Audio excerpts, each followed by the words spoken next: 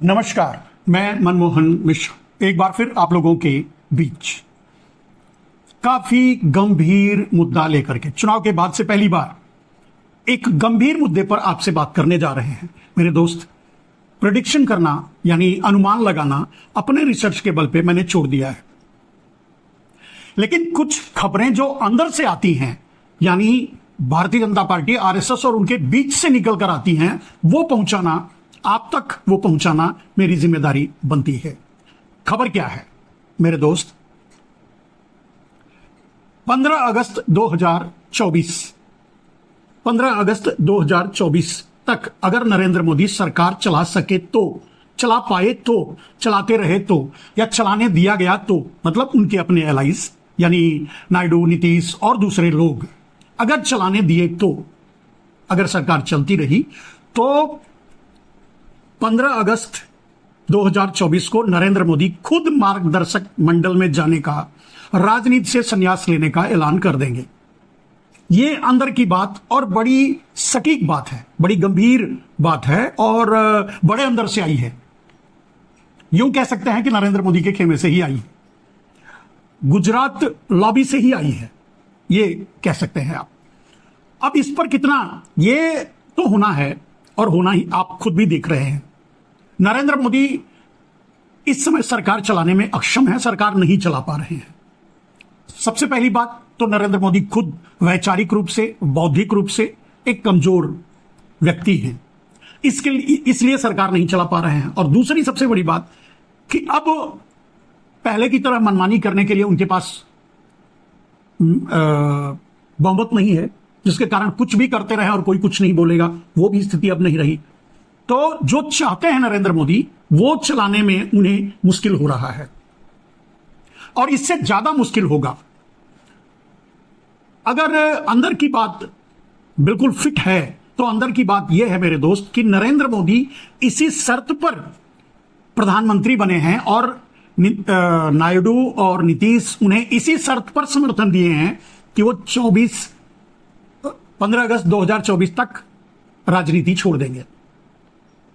इसके बाद क्या होगा, इसके बाद की सरकार कौन बनाएगा, कैसे बनेगा, क्या होगा, ये भविष्य के गर्भ में है।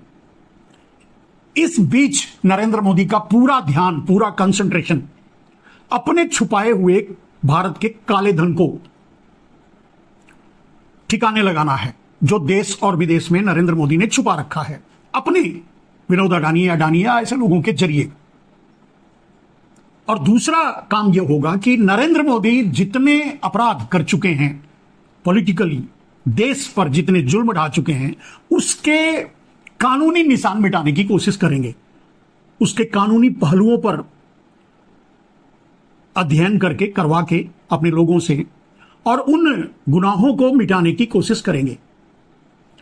अगर यूं कहें तो नरेंद्र मोदी की सरकार आगे सिर्फ, अगर आज से देखा जाए तो 63 डेज की है, 63 दिन की है। 63 दिन में नरेंद्र मोदी खुद ही सरकार से चले जाएं। और लेकिन सबसे बड़ी बात कि हो सकता है इससे पहले ही उन्हें सरकार छोड़नी पड़े। अब उनकी कोशिश इस समय बस इतनी सी है, नरेंद्र मोदी, गुजरात लॉबी, अमित शाह या उन लोगों की कोशिश इस समय यह चल रही है कि किसी तरह से 15 अगस्त 2024 तक इस सरकार को चला लिया जाए, चलने दिया जाए, चलते रहने दिया जाए। उसके लिए आप देख रहे हैं कि न जाने किस किस के सामने नरेंद्र मोदी खुद, उनकी गुजरात लॉबी और झुकना पड़ रहा है, कैसी कैसी शर्तों को मानना पड़ रहा है। आपने यह भी सुना होगा कि नीतीश और नायडू ने अमित शाह को गृह मंत्री बनने नहीं देना चाहते थे, या फिर मंत्रालयों में बहुत सी बातें ऐसी थी जो उन लोगों को मंजूर नहीं थी, या दूसरे एलाइज को भी मंजूर नहीं थी, एनडीए में जो दूसरे घटक हैं उनको भी मंजूर नहीं थी। लेकिन सबको इसी बात पे कन्वे किया गया है कि 15 अगस्त 2024 के बाद सारे बदलाव जैसा कि उनके एलाइज या नीतीश और नायडू कहेंगे उस तरह से किया जाएगा। 15 अगस्त 2024 के बाद नरेंद्र मोदी खुद हट जाएंगे और अपने संन्यास का डिक्लेयर कर देंगे। वो मार्गदर्शक मंडल में जाएंगे या विदेश जाकर बसेंगे, ये उसके बाद ही पता चलेगा। नरेंद्र मोदी अब जो पता चला है कि अब वो उनका ज्यादातर समय विदेशी दौरे में निकलेगा। ये 63 दिन में मैक्सिमम समय वो विदेशी दौरे पर रहेंगे, विदेश में रहेंगे। और ये क्यों रहेंगे आप खुद भी समझ सकते हैं, जान सकते हैं कि जो भारत का काला धन अंडरग्राउंड करके विदेशों में रखा हुआ है और जो अब नरेंद्र मोदी के चार्ज में है, अंडर में है, उसे कैसे सेटल करना है, कहां सेटल करना है, अंडरग्राउंड करना है, एकदम से अंडरग्राउंड कर देना है या क्या करना है, वो उस पर काम करेंगे। आप देख रहे होंगे कि नरेंद्र मोदी ऐसे जैसे जिसको नकली शिवसेना कह रहे थे या नकली एनसीपी कह रहे थे, उनके सामने भी गिड़गिड़ाने के लिए मजबूर हैं और वो भी खुलेआम उनके ऑफरों को, उनकी बातों को सुनने के लिए तैयार नहीं और ठुकरा दे रहे हैं। ये आप देख रहे हैं। ये बात मैं शिवसेना के बारे में और एनसीपी के बारे में कह रहा हूं। मेरे दोस्त, महाराष्ट्र की सरकार कब गिरेगी कहा नहीं जा सकता। महाराष्ट्र की सरकार के लिए उल्टी गिनती शुरू हो चुकी है। खैर, उल्टी गिनती तो नरेंद्र मोदी की कार्यकाल के लिए भी हो चुकी है, उल्टी गिनती तो इस सरकार के लिए भी हो चुकी है। आगे किसकी सरकार बनेगी ये देखने की बात होगी। अभी ये बातें सामने नहीं आ रही है खुल करके। आपने आरएसएस को एक एग्रेसिव मूड में देखा मोहन भागवत को बोलते हुए। खैर, ये इनमें एग्रेशन तो है ही नहीं है, इनमें एग्रेशन होता तो अंग्रेजों से लड़े होते। लेकिन मतलब जो आपने सुना सोशल मीडिया में और मीडिया में, जो नसीहतें मोहन भागवत ने दी, ये सब कुछ उसी फैसले का हिस्सा है। उसके लिए एक आधार बनाया जा रहा है नरेंद्र मोदी के संन्यास के लिए, नरेंद्र मोदी के मार्गदर्शक मंडल में जाने के लिए, या नरेंद्र मोदी विदेश जाएंगे, कहां जाएंगे, कहां रहेंगे, ये इसके लिए कहने का मतलब ये सब कुछ एक प्लेटफॉर्म तैयार किया जा रहा है, एक आधार बनाया जा रहा है, एक बेस बनाया जा रहा है, जिस बेस पर खड़े होकर नरेंद्र मोदी ऐलान कर सकें कि भाई मैं आगे से राजनीति नहीं करूंगा। उनका सपना था कि अगली बार भी, शायद पिछली बार दिल्ली के लाल किले से बोलते समय ये उन्होंने कहा था कि मैं अगली बार भी झंडा फहराऊंगा, अगली बार भी बोलूंगा, जो भी हो, वो उनका सपना है और यही नरेंद्र मोदी की अंतिम इच्छा है। मोदी की अंतिम इच्छा बस इतनी सी है कि एक बार और, अपने कहे अनुसार एक बार और वो लाल किले से झंडा फहरा लें, लाल किले से अपना भाषण दे दें और उसी भाषण से के बाद या उसी भाषण में यह बात निकल कर आ जाएगी कि नरेंद्र मोदी अब राजनीति में नहीं रहेंगे, सक्रिय राजनीति में नहीं रहेंगे, मार्गदर्शक मंडल में रहेंगे या अपने उस मंडल में जो विदेशों में रहता है उस मंडल में जाएंगे। ये तो उनका अपना स्वाधिकार है, वो तय करेंगे। आपको मालूम होगा मेरे दोस्त, नरेंद्र मोदी पहली बार सिर्फ और सिर्फ झूठ और के बल पे प्रधानमंत्री बने थे। दूसरी बार नरेंद्र मोदी छल से प्रधानमंत्री बने। पहली बार झूठ से, न जाने कितने झूठे वादों से, न जाने कितने झूठे जुमलों से, और दूसरी बार छल से, अपने ही 44 सैनिकों को मरवा करके उस पर एक वेव क्रिएट किया छद्म राष्ट्रवाद का, और उसके जरिए वो चुनाव जीते, दोबारा प्रधानमंत्री बने। तीसरी बार ऐसा कुछ भी करने में कामयाब नहीं रहे नरेंद्र मोदी। उनका पूरा भरोसा राम मंदिर पर था, राम के नाम पर था, राम के नाम पर वोट मांगने का था। और आपने देखा कि राम के नाम को भुनाने की, राम के नाम पर वोट मांगने की किस तरह कोशिश की है नरेंद्र मोदी।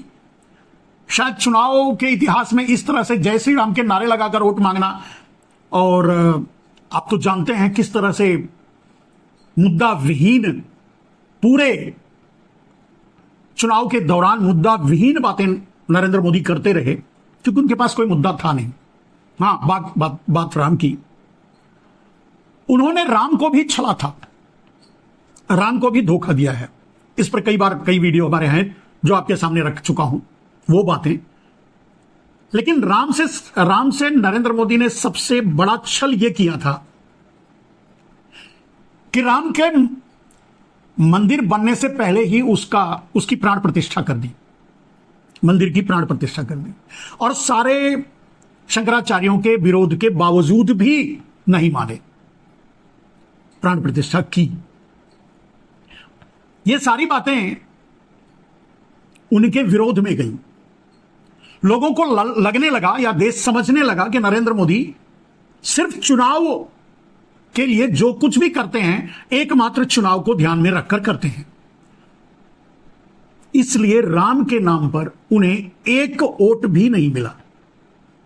सच तो यह है, यहां नरेंद्र मोदी गच्चा खा गए, धोखा खा गए, या यूं कह सकते हैं कि देश को ठगने में कामयाब नहीं हो सके। देश उनकी चालों को समझ गया। और दूसरा सबसे बड़ा बैकड्रॉप नरेंद्र मोदी का रहा, नरेंद्र मोदी का गुजरातवाद। सब कुछ पूरे देश में सिर्फ और सिर्फ गुजरातियों को व्यापार देना, गुजरातियों के व्यापार को बढ़ाना, गुजरातियों को प्रमोट करना, और सब कुछ अडानी अंबानी जैसे लोगों के लिए, अपने कह सकते हैं कि अपने प्रधानमंत्री की पूरी ताकत का इस्तेमाल करके एकमात्र अडानी अंबानी के लिए नरेंद्र मोदी ने काम किया, स्पेशली अडानी के लिए। ये बातें जब काशी से या अयोध्या से निकलकर सामने आई कि वहां का चप्पा चप्पा गुजरातियों को बेचा है, वहां के कॉरिडोर्स को बेचा है, वहां के यहां तक कि साइकिल स्टैंड को गुजरातियों को दिया है, यहां तक कि बनारस में चलने जितने इंस्टीट्यूशन है वहां गुजरातियों को बिठाया है, यहां तक कि वहां जो चलती है स्टीमरें उनको भी उनके भी मालिक गुजराती हैं। और सबसे बड़ी बात, देश को यह दिखाई देने लगा या लोगों ने या सोशल मीडिया ने लोगों तक यह बात पहुंचा दी कि नरेंद्र मोदी ने एयरपोर्ट, पोर्ट, रोड, रेल, बिजली, पानी, कोयला, इंफ्रास्ट्रक्चर, सीमेंट, खाद, सरकारी संस्थान, मंडियां, सब कुछ अडानी को बेचा है, अडानी को दिया है। और ये करने के पीछे नरेंद्र मोदी की चाल क्या है? नरेंद्र मोदी चाहते हैं कि कुछ माफिया गुजराती इस देश पर राज करें। चाहे मीडिया हो वो उनके कब्जे में, चाहे व्यापार और बिजनेस हो वो उनके कब्जे में, चाहे देश की कृषि हो, देश की गवर्नमेंट ऑर्गेनाइजेशन हो, देश का संस्थान हो, देश का रेलवे हो, देश का पोर्ट हो, एयरपोर्ट हो, सब कुछ माफिया टाइप के गुजरातियों के हाथ में पहुंच जाए। और ये नरेंद्र मोदी इसलिए करना चाहते थे या किए कि वही माफिया डिसाइड करेंगे कि भारत का प्रधानमंत्री कौन होगा। कैसे? यानी आप तक सही सूचना पहुंचने नहीं दी जाएगी, यानी मीडिया को गोदी मीडिया बनाकर, मीडिया को डाबर मीडिया और सुपारी मीडिया बनाकर, आपको कहीं से न्याय नहीं लेने दिया जाएगा, पूरे सिस्टम को कैप्चर करके, ईडी, सीबीआई, आईटी का प्रयोग करके पूरे देश में व्यापारियों से वसूली की जाएगी। इलेक्टोरल बॉन्ड आपको याद है, ईडी, सीबीआई, आईटी के जरिए जो भी होगा वो सब कुछ माफिया गुजरातियों के डिसीजन से होगा। नरेंद्र मोदी का यह गुजरातवाद, नरेंद्र मोदी का यह इस तरह का घृणित गुजरात प्रेम, गुजरात नरेंद्र मोदी का अकेले नहीं, हमारा भी है, आपका भी है, पूरे देश का है। लेकिन नरेंद्र मोदी ने जिस तरह से तोड़फोड़ की राजनीति की, देश बांटो की राजनीति की, टुकड़े टुकड़े गैंग का काम किया नरेंद्र मोदी ने, वो आम आदमी तक सोशल मीडिया ने पहुंचा दिया।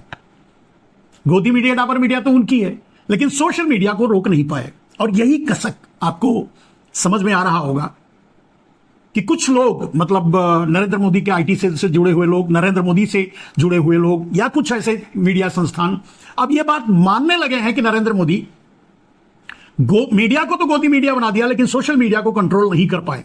उनको करना चाहिए था, यहां तक लोग कह रहे हैं। खैर, यह उनकी मंशा रही होगी जो नहीं पूरी हुई। और सारे छल कपट, अब कहने का मतलब यह समझ सकते हैं कि आपने देखा होगा महाभारत में सारी ताकत अर्जुन के साथ थी। कर्ण ने अर्जुन के रथ पर बाण मारा तो वो सिर्फ 7 कदम पीछे गया।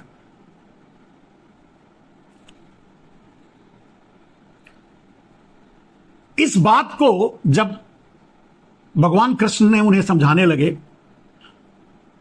और जब अर्जुन को लगा कि कर्ण तो कमजोर है, तो उन्हें बताया कि पूरी पृथ्वी तुम्हारे रथ पे बैठी है, उसके बाद भी इतनी दूर तुम्हारा रथ जाना ये बहुत बड़ी बात है। कहने का अर्थ मैं ये कहना चाहता हूं मेरे दोस्त कि ईडी, सीबीआई, आईटी, चुनाव आयोग, पूरा सिस्टम, गोदी मीडिया, सबसे बढ़ चढ़ करके डाबर मीडिया, सुपारी मीडिया और नरेंद्र मोदी के कुबोल, इतने पर भी नरेंद्र मोदी सरकार बनाने के लिए बहुमत नहीं जुटा पाए, यानी सरकार बनाने के लिए उन्हें सीटें नहीं मिल पाई। आप अंदाजा लगा सकते हैं कि अगर चुनाव आयोग एक बराबर का फील्ड लेवल दिया होता, आपको पता है कि कांग्रेस के खाते सील कर दिए गए, उनके लोगों को तोड़ा गया जबरदस्ती डरा धमका करके, जितने भी जुल्म करते बने उन्होंने विपक्ष पे किया कि वो चुनाव ना लड़ सके। उसके बाद भी नरेंद्र मोदी की यह हालत हुई है। अंदाजा लगाइए कि अगर बराबरी में चुनाव हुआ होता, चुनाव आयोग पूरी भूमिका निभाता, अपनी जिम्मेदारी निभाता, नरेंद्र मोदी ईडी, सीबीआई और आईटी का इस्तेमाल न किए होते, तो आज नरेंद्र मोदी, हम समझते हैं कि भारतीय जनता पार्टी 2 सीटों से पर निपट जाती। 2 सीट, सिर्फ 2 सीट, जहां से भारतीय जनता पार्टी को आडवाणी लेके आगे आए थे, वहां ढकेल देता विपक्ष नरेंद्र मोदी की राजनीति को, बीजेपी को। और ये कोई अनुमान या परसेप्शन नहीं, आप गुणागणित करके देख लीजिए। नरेंद्र मोदी का रोड शो, नरेंद्र मोदी के पूरे सिस्टम का इस्तेमाल, नरेंद्र मोदी का अरबों रुपए का इस्तेमाल, नरेंद्र मोदी की रैलियां, नरेंद्र मोदी मोदी मोदी मोदी, उधर से ईडी, सीबीआई, आईटी, इधर से चुनाव आयोग, पूरी छूट उनको, और विपक्ष को लगाम लगाने की कोशिश, इधर विपक्ष से पैसे छीनने की भी कोशिश, उसके अकाउंट पे सील लगाना, कितना। और उसके बाद अगर यह हाल है तो आप अंदाजा लगाओ कि नरेंद्र मोदी की राजनीति 2 सीटों पर सिमट जाती। नरेंद्र मोदी, मैंने कहा था कि नरेंद्र मोदी खुद अपनी सीट नहीं बचा पाएंगे, दूसरे को क्या जिता पाएंगे, और नहीं बचा पाते। और आपने देखा, और कुछ नहीं तो अगर अन्यायपूर्ण तरीके से 30 से ज्यादा लोगों का नामांकन कैंसिल नहीं हुआ होता तो भी नरेंद्र मोदी हार जाते। अंदाजा लगाइए, सोच के देखिए। कहने का मतलब यह है कि इस देश ने पूरी तरह से नरेंद्र मोदी को नकार दिया है। आज नरेंद्र मोदी नैतिक रूप से प्रधानमंत्री बनने के काबिल नहीं थे। पैसे के दम पे गुजरात लॉबी को हावी बना करके नरेंद्र मोदी ने जिस तरह भारतीय जनता पार्टी को हाईजैक करके प्रधानमंत्री इस समय बने हैं, अब ये सारी बातें सामने आ रही हैं और उसी का ये परिणाम है जो मैंने आपके सामने रखा कि नरेंद्र मोदी सशर्त प्रधानमंत्री बने हैं मात्र अगले 63 दिन के लिए। अब से आज से 63 दिन के लिए खुद हट जाएंगे। और ये गारंटी है कि 63 दिन के बाद तो खुद हट रहे हैं, हट जाएंगे, हटना ही पड़ेगा। कहीं उससे पहले भी उन्हें हटना ना पड़ जाए, उससे पहले हट जाने की गारंटी नहीं है। कभी भी हट सकते हैं, हटाए जा सकते हैं, सरकार गिर सकती है, लेकिन 63 दिन के बाद तो हटना ही है। इस बीच नरेंद्र मोदी की विदेश यात्राओं का आनंद आप लोग लीजिए। अब वो बड़बोलापन, अब वो जो बोल थे उनके, वो नहीं है। विदेशों में बैठकर भी अब वो मोदी मोदी के नारे नहीं लगवाएंगे, वो जलवा अब नहीं रहेगा, वो ड्रामे अब नहीं रहेंगे। अब तो अपने को सुरक्षित बनाने के लिए, सेटलमेंट करने के लिए विदेश दौरे पर नरेंद्र मोदी जा रहे हैं और जाएंगे। इन 63 दिनों में ज्यादातर समय उनका विदेशों में बीतेगा। आप देखिएगा, सामने आपके आएगा। सरकार कब गिरेगी कोई भरोसा नहीं। लेकिन 63 दिन बाद यानी 15 अगस्त 2024 लास्ट डे, इट्स काउंटिंग। और यही नरेंद्र मोदी की इच्छा, यही नरेंद्र मोदी ने अपनी अंतिम इच्छा आरएसएस के सामने भी रखी। आरएसएस ने भी इसीलिए स्वीकार किया था कि ठीक है चलो कोई बात नहीं। यानी अंदर खाने ये तैयारी चल रही है कि अब अगली सरकार मतलब 15 अगस्त के बाद किस तरह से कैसे सरकार बनाई जाए, किसको लेकर कैसे, अपने तरफ वो अपने अंदर अंदर तैयारी करने में लगे हुए हैं। इधर विपक्ष भी पीछे नहीं है। और जब सत्ता की चाबी नायडू और नीतीश के हाथ में है तो आप अंदाजा लगा सकते हैं कब किसकी सरकार बन जाए, कोई भरोसा नहीं, क्योंकि उनके फैसलों पर कोई भरोसा नहीं कर सकता। अब अगर वो जुड़े भी रहते हैं भारतीय जनता पार्टी से, नहीं हटते हैं, समर्थन देते रहते हैं, तब भी नरेंद्र मोदी 15 अगस्त 2024 के बाद देश को टाटा बाय बाय कर देंगे, राहुल गांधी की भाषा। नमस्कार।